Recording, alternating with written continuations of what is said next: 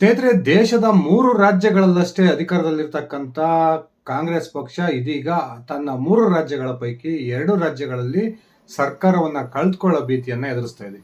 ಒಂದ್ ಕಡೆ ತೆಲಂಗಾಣದ ರೇವಂತ್ ರೆಡ್ಡಿ ಅವರ ಬದಲಾವಣೆಯ ಪ್ರಯತ್ನವನ್ನ ಮಾಡಿದ್ದಂತಹ ಕಾಂಗ್ರೆಸ್ ಹೈಕಮಾಂಡ್ ಅದೇ ರೇವಂತ್ ರೆಡ್ಡಿ ಅವರು ಸಿಡಿದೆದ್ದು ಸುಮಾರು 37ರಿಂದ 40 ಶಾಸಕರೊಂದಿಗೆ ಏನು BRS ಪಕ್ಷಕ್ಕೆ ಹೋಗ್ತಾರೆ ಅನ್ನುವ ಒಂದು ಮಾಹಿತಿಯನ್ನ ಪಡೆದ ನಂತರ ಆ ಒಂದು ರೇವಂತ್ ರೆಡ್ಡಿಯ ಬದಲಾವಣೆಯ ಪ್ರಯತ್ನವನ್ನ ಕೈಬಿಟ್ಟಿತ್ತು. ಇನ್ನೊಂದು ಕಡೆ ಕರ್ನಾಟಕದ 140 ಶಾಸಕರ ಬಲವನ್ನು ಹೊಂದಿರತಕ್ಕಂಥ ಕಾಂಗ್ರೆಸ್ ಪಕ್ಷದಲ್ಲಿ ಇದೀಗ ಮುಖ್ಯಮಂತ್ರಿ ಬದಲಾವಣೆ ವಿಚಾರ ಬಹುದೊಡ್ಡ ಮಟ್ಟದಲ್ಲಿ ಸದ್ದು ಮಾಡ್ತಾ ಇದೆ. ಇದೇ ಸಂದರ್ಭದಲ್ಲಿ ನವೆಂಬರ್ ಅಥವಾ ಡಿಸೆಂಬರ್ ವೇಳೆಗೆ ಕರ್ನಾಟಕ ಕಾಂಗ್ರೆಸ್ನಲ್ಲಿ ಬಹುದೊಡ್ಡ ಮಟ್ಟದ ಒಂದು ರಾಜಕೀಯ ಬೆಳವಣಿಗೆ ಆಗುತ್ತೆ ಅನ್ನುವ ಮಾತುಗಳು ಕೇಳಿಬರುವ ಈ ಸಂದರ್ಭದಲ್ಲಿ ಯಾವುದೇ ಕಾರಣಕ್ಕೂ ಕೂಡ ತನ್ನ ಸರ್ಕಾರವನ್ನ ಪತನಗೊಳಿಸಿಕೊಳ್ಳಬಾರದು, ಕರ್ನಾಟಕದ ಕಾಂಗ್ರೆಸ್ ಸರ್ಕಾರವನ್ನ ಉಳಿಸಿಕೊಳ್ಳಲೇಬೇಕು ಅನ್ನುವ ತೀರ್ಮಾನಕ್ಕೆ AICC ಬಂದಿದೆ ಅನ್ನುವ ಮಾತುಗಳು ಕೇಳಿ ಬರ್ತಾ ಇದ್ದು, ತನ್ನ ಸರ್ಕಾರದ ಉಳಿವಿಗಾಗಿ ಒಂದು ಮಹತ್ವದ ನಿರ್ಧಾರಕ್ಕೆ ಕಾಂಗ್ರೆಸ್ನ ಹೈಕಮಾಂಡ್ ನಾಯಕರು ಬಂದಿದ್ದಾರೆ ಅನ್ನುವ ಮಾತುಗಳು ಈಗ ಸ್ಪಷ್ಟವಾಗಿ ಕೇಳಿ ಬರ್ತಾ ಇದ್ದಾವೆ. ಒಂದ್ ಕಡೆ ಪಕ್ಷನಿಷ್ಠನಾಗಿರ್ತಕ್ಕಂಥ 40 ವರ್ಷಕ್ಕೂ ಹೆಚ್ಚು ಕಾಲ ಪಕ್ಷಕ್ಕಾಗಿ ತನ್ನ ಎಲ್ಲಾ ಒಂದು ತನು ಮನ ಧನದ ಒಂದು ಸಮರ್ಪಣೆ ಮಾಡ್ಕೊಂಡಿರ್ತಕ್ಕಂಥ DK ಶಿವಕುಮಾರ್ ಅವರು ರಾಜ್ಯದ ಮುಖ್ಯಮಂತ್ರಿ ಆಗಬೇಕು ಅನ್ನೋ ಪ್ರಯತ್ನವನ್ನ ಮಾಡ್ತಾ ಇದ್ರೆ, ಇನ್ನೊಂದು ಕಡೆ 2006ರ ಸುಮಾರಿಗೆ JDS ಅನ್ನ ತೊರೆದು ಕಾಂಗ್ರೆಸ್ಗೆ ಸೇರ್ಪಡೆ ಆಗಿದ್ದಂತಹ ಸಿದ್ದರಾಮಯ್ಯನವರು ಕಾಂಗ್ರೆಸ್ಗೆ ಬಂದ ನಂತರ ಸಾಕಷ್ಟು ಅಧಿಕಾರವನ್ನು ಅನುಭವಿಸಿ 2ನೇ ಬಾರಿ ಮುಖ್ಯಮಂತ್ರಿಯಾಗಿ ಅಧಿಕಾರವನ್ನು ನಡೆಸ್ತಾ ಇದ್ದಾರೆ. ಇದೇ ಸಂದರ್ಭದಲ್ಲಿ ಮೂಲ ಕಾಂಗ್ರೆಸ್ಸಿಗರು ನಮ್ಮ ಮೂಲ ಕಾಂಗ್ರೆಸ್ನ ಒಬ್ಬ ನಾಯಕ ರಾಜ್ಯದ ಮುಖ್ಯಮಂತ್ರಿ ಆಗಬೇಕು ಅನ್ನೋ ಬಯಕೆಯನ್ನ ವ್ಯಕ್ತಪಡಿಸ್ತಿರ್ತಕ್ಕಂಥ ಈ ಸಂದರ್ಭದಲ್ಲಿ ಸಿದ್ದರಾಮಯ್ಯ ಬಣ ಕೂಡ ತೀರಾ ಹಠಕ್ಕೆ ಬಿದ್ದಿದ್ದು, ಯಾವುದೇ ಕಾರಣಕ್ಕೂ ಈ ಒಂದು ಸರ್ಕಾರದ ಅವಧಿ ಮುಗಿಯುವವರೆಗೂ ಸಿದ್ದರಾಮಯ್ಯನವರೇ ಮುಖ್ಯಮಂತ್ರಿಯಾಗಿ ಮುಂದುವರಿತಾರೆ ಅನ್ನುವ ಒಂದು ಹೇಳಿಕೆಯನ್ನ ಕೊಡೋದ್ರ ಮೂಲಕ ಇದೀಗ ಕಾಂಗ್ರೆಸ್ ಹೈಕಮಾಂಡ್ನ ಇಕ್ಕಟ್ಟಿಗೆ ಸಿಲುಕಿಸಿದ್ರು ಅಂದ್ರೆ ತಪ್ಪಾಗೋದಿಲ್ಲ.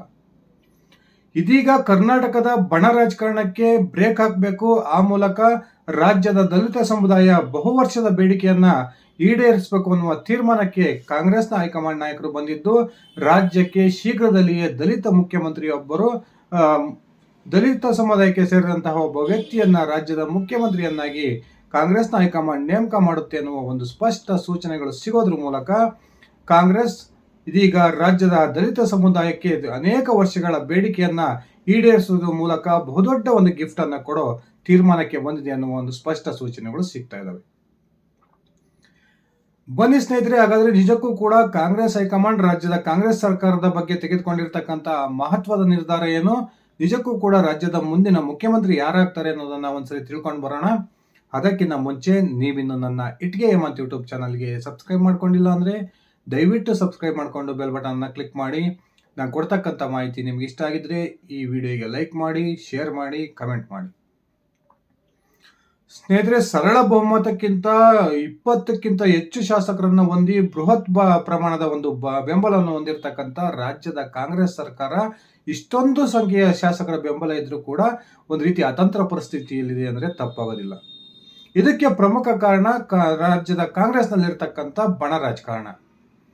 ಒಂದ್ ಕಡೆ DK ಶಿವಕುಮಾರ್ ರಾಜ್ಯದ ಮುಖ್ಯಮಂತ್ರಿ ಆಗಬೇಕು ಅನ್ನುವ ಪ್ರಯತ್ನವನ್ನ ನಡೆಸ್ತಾ ಇದ್ರೆ, ಇನ್ನೊಂದು ಕಡೆ ಸಿದ್ದರಾಮಯ್ಯನವರ ಬಣ ಸಿದ್ದರಾಮಯ್ಯನವರೇ ಉಳಿದಿರ್ತಕ್ಕಂಥ ಅವಧಿಗೆ ಮುಖ್ಯಮಂತ್ರಿಯ ಆಗಿ ಮುಂದುವರಿಬೇಕು ಅನ್ನುವ ಪಟ್ಟನ್ನ ಹಿಡಿದಿದೆ.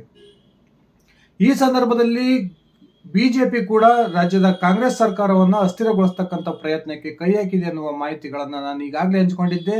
ರಾಜ್ಯದ ಎರಡೂ ಬಣದ ಇಬ್ಬರು ಪ್ರಮುಖ ನಾಯಕರೊಂದಿಗೆ ಬಿಜೆಪಿಯ ರಾಷ್ಟ್ರೀಯ ನಾಯಕರು ನಿರಂತರ ಸಂಪರ್ಕದಲ್ಲಿದ್ದಾರೆ ಅನ್ನುವ ಮಾಹಿತಿಯನ್ನು ಕೂಡ ನಾನು ಈಗಾಗಲೇ ಕೊಟ್ಟಿದ್ದೆ. ರಾಜ್ಯದಲ್ಲಿ ನವೆಂಬರ್ ಡಿಸೆಂಬರ್ ವೇಳೆಗೆ ಒಂದು ಬಹುದೊಡ್ಡ ಮಟ್ಟದ ರಾಜಕೀಯ ವಿಪ್ಲವ ಆಗುತ್ತೆ. ಆ ಮೂಲಕ ಕಾಂಗ್ರೆಸ್ನ 55 ಶಾಸಕರ ಒಂದು ಗುಂಪು ಪಕ್ಷವನ್ನು ತೊರೆದು ಬಿಜೆಪಿಯನ್ನ ಸೇರ್ಪಡೆ ಆಗುತ್ತೆ ಅನ್ನುವ ಮಾಹಿತಿಗಳು ಈಗಾಗಲೇ ಎಲ್ಲಾ ಮಾಧ್ಯಮಗಳಲ್ಲೂ ಪ್ರಸಾರವಾಗಿವೆ. ಈ ಕಾರಣಕ್ಕೆ ಬಹುಮತವನ್ನು ಹೊಂದಿರತಕ್ಕಂಥ ಅತ್ಯಂತ ಸುಭದ್ರವಾಗಿರ್ತಕ್ಕಂಥ ಒಂದು ಸರ್ಕಾರವನ್ನ ಉಳಿಸಿಕೊಳ್ಳಲೇಬೇಕು ಅನ್ನುವ ತೀರ್ಮಾನಕ್ಕೆ ಕಾಂಗ್ರೆಸ್ ಹೈಕಮಾಂಡ್ ಬಂದಿದ್ದು, ರಾಹುಲ್ ಗಾಂಧಿ ಅವರು ಇನ್ನು ಶೀಘ್ರದಲ್ಲಿಯೇ AICCಯ ಅಧ್ಯಕ್ಷರಾಗಿ ಅಧಿಕಾರವನ್ನು ಸ್ವೀಕರಿಸ್ತಾರೆ ಅನ್ನುವ ಒಂದು ಮಾಹಿತಿಗಳು ಕೂಡ ಬರ್ತಾ ಇದ್ದಾವೆ.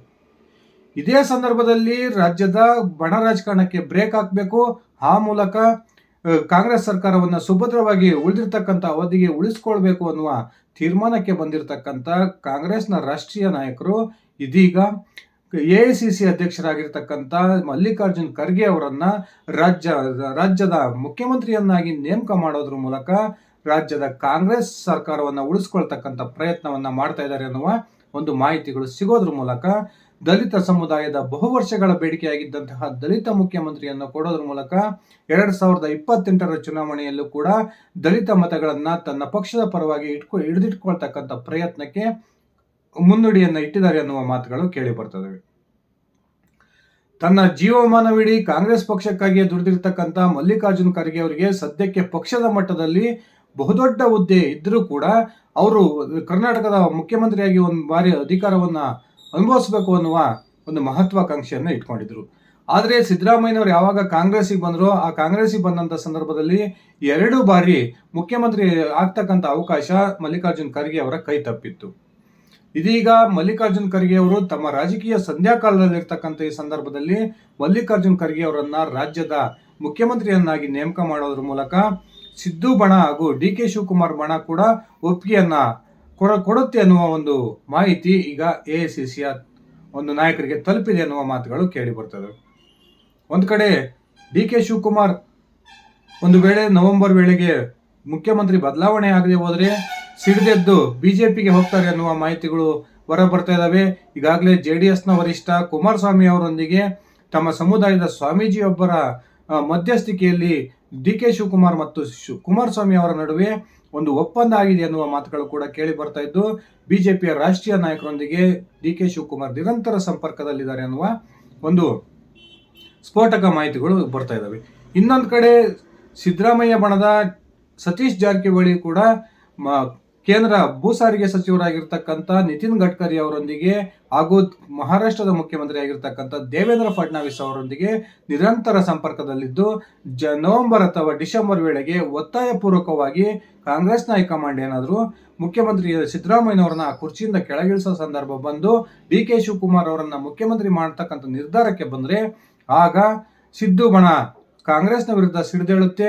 ಆ ಮೂಲಕ ಸತೀಶ್ ಜಾರಕಿಹೊಳಿ ಅವರ ನೇತೃತ್ವದಲ್ಲಿ 55ರಿಂದ 60 ಶಾಸಕರ ಒಂದು ತಂಡ ಬಿಜೆಪಿಯನ್ನು ಸೇರ್ಪಡೆ ಆಗೋದ್ರ ಮೂಲಕ ಬಿಜೆಪಿಯ ನೇತೃತ್ವದಲ್ಲಿ ಸತೀಶ್ ಜಾರಕಿಹೊಳಿ ರಾಜ್ಯದ ಮುಖ್ಯಮಂತ್ರಿ ಆಗ್ತಾರೆ ಅನ್ನುವ ಮಾತುಗಳು ಈಗಾಗಲೇ ಕೇಳಿ ಬರ್ತದವೆ.